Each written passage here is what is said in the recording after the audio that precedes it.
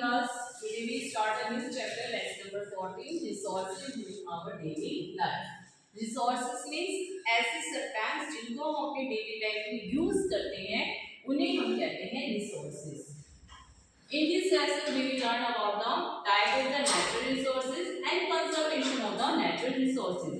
हम दो तरह के नेचुरल रिसोर्सेज के बारे में पढ़ेंगे और हम उन नेचुरल रिसोर्स को कैसे कंजर्व कर सकते हैं उसके बारे में हम पढ़ेंगे.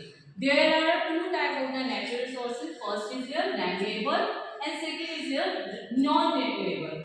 Renewable means ऐसे रिसोर्सेज जो कभी भी समाप्त नहीं होते, खत्म नहीं होते या हम उनको नए तरीके से यूज कर सकते हैं, वो होते हैं हमारे renewable resources. Non-renewable resources वो होते हैं जो एक टाइम के बाद, एक समय के बाद वो समाप्त हो जाते हैं.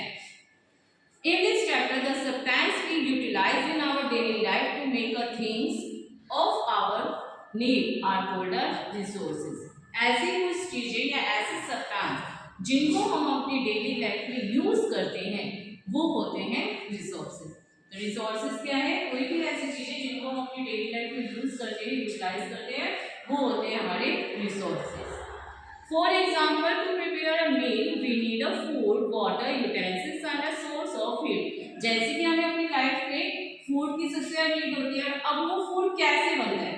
उस फूड को प्रिपेयर करने के पहले हमें मील चाहिए, फिर हमें वाटर भी चाहिए. अब उस वाटर को किसी बर्तन में फूड को प्रिपेयर करने के लिए यूटेंसिल्स का भी यूज़ करेंगे और फिर उसे कुक करने के लिए हमें हीट भी चाहिए. तो ये जितने भी सब्सटेंस हैं वे उस फूड को प्रिपेयर करने के लिए क्या है? उसके रिसोर्सेज हैं. Clear? The food and water, the metals for which utensils are made, and the fuel burned to produce heat are all resources. Food को प्रिपेयर करने के जो हमें हीट का यूज किया है और जिस बर्तन को, यूटेंसिल्स को जिसको हमने यूज किया और वो जिस मेटल से बना है वो सारे उसके क्या है? रिसोर्सेज है.